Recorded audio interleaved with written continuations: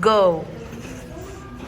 Assuming that you are a teacher, what do you think in studying domains is important to assess when teacher? What? Okay, can you repeat it again? Assuming that you're a teacher, what do you think in studying domains is important to assess when a teacher? Important process for the teacher. I think it would be the... Siguro one by one kayo, ay paano ka? You don't need to highlight everything, just choose one or two. Okay, assuming I'm a teacher. So I think I agree with the reporter's statement that domain one, content knowledge and pedagogy is the most important to cover to. As hindi ka naman makakapagturo if hindi ka talaga nakamaster sa content knowledge mo about the specialized subject na ituturo mo. So, kailangan talaga, as a teacher, you know the ways and the content or the information you would give to your learners. Kasi doon talaga, doon talaga mag-base or yun yung fundamental ng pagtuturo mo. Yung content knowledge mo, as well as your pedagogy, your way of teaching is one of the most important to And for me also, if I'm a teacher, is I think the domain 2, the learning environment, because as a teacher, syempre, yung mga students is, as a learner, I can guide them to their safety and also to manage their learning behaviors also. Kasi yung mga, karamihan kasi sa mga students is, basically sa mga primary students is, supposedly is, they're just parang ano tawag dito? Parang nagiging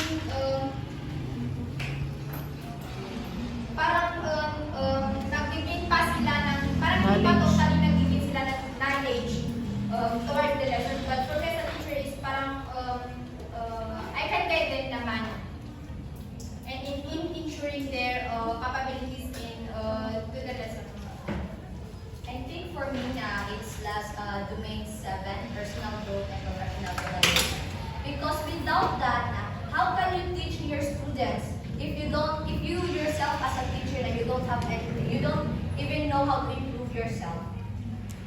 So like, need talaga ng teachers yung personal growth, hindi lang personal growth but professional development na din. Kasi hindi nila matiteach na maayos yung mga students if wala silang ganito. So for me po, katulad sa may co-reporter na domain 1, content knowledge and pedagogy. Kasi aside from sharing your knowledge to the deep understanding of your knowledge sa mga students, you have also the pedagogy, which is the art of teaching. Kasi you should love your work and also demonstrating empathy sa mga students mo, diverse of your students, diverse learners, kasi para mas ma-assess mo yung needs nila and also respect their different identity po. So that's my answer. Yes, so also domains more because they understand what they're teaching, but to apply it in proper curriculum plan, their management of teaching and learning should, like the students should want to understand or want to learn what the teacher is teaching because the teacher made it interesting. Any more questions? Miss Yeah, Anna? as a future educators, anong strategies ang gagawin nyo para maging quality teacher at teacher quality?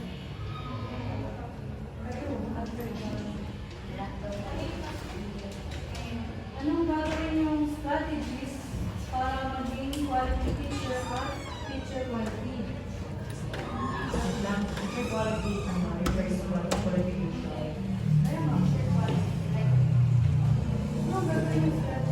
Strategies for us to become teacher quality at the same time quality teachers. Because di ba teacher quality is qualification? Yes. So, paano kayo maging qualified? Diba? Ano yung strategy nyo to be qualified and also to be a quality teacher?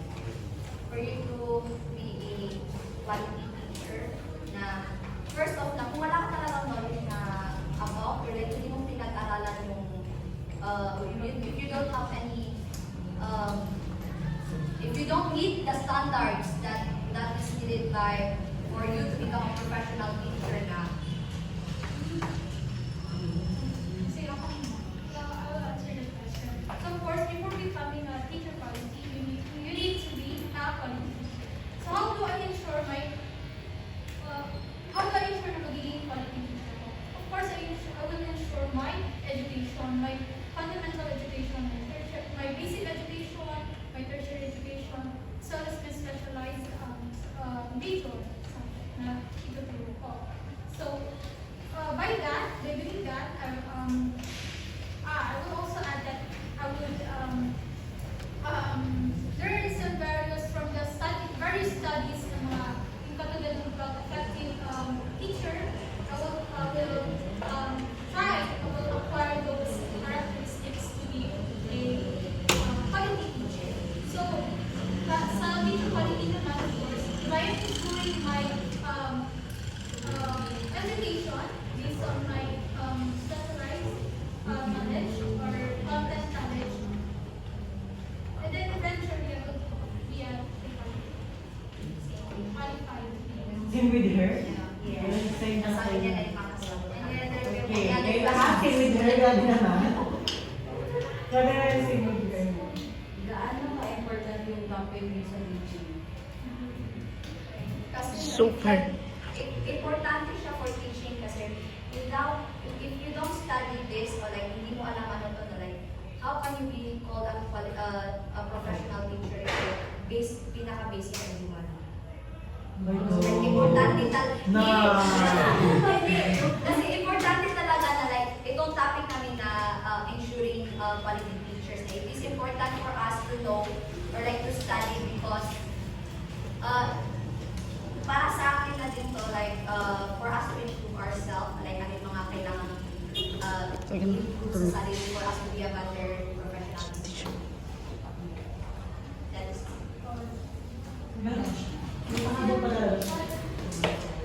What professional development strategies can enhance teachers' quality? teachers kami. Kailangan daw. Ano? What professional development strategies can enhance teacher quality? Like development strategies, di ba sa domain 7? Yes. Ano yung mga ano? You by professional Yung professional development strategies can enhance the teacher's quality. The seven domain. Hindi. Attend workshops like online work. You're like the only attended Trainings. classes where they were teaching us or lecturing us things. more questions. Wala kayong nag-answer.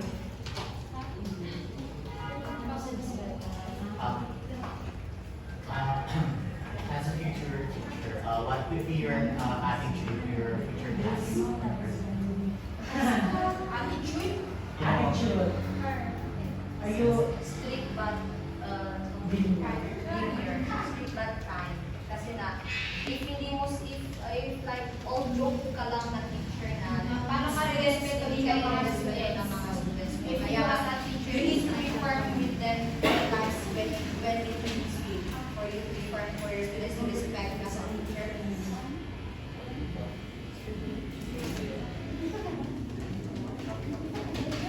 wala na? Wala na. Hindi na talaga yun. Yun na yun. Wait lang. Oh. Discount yung pangalan mo. Ang pangalan discount. Ayaw ka. Sino ka ba tuyo ma? Bago niya. Bakit wala ka lang tuyo ma? Any other questions? Okay. Wala na? And wala na? Guys, wala na na. Pakipas po yung ano that will serve your attendance. Hoy, hindi pa was. Bagsakan na lang yung pata, makita nila.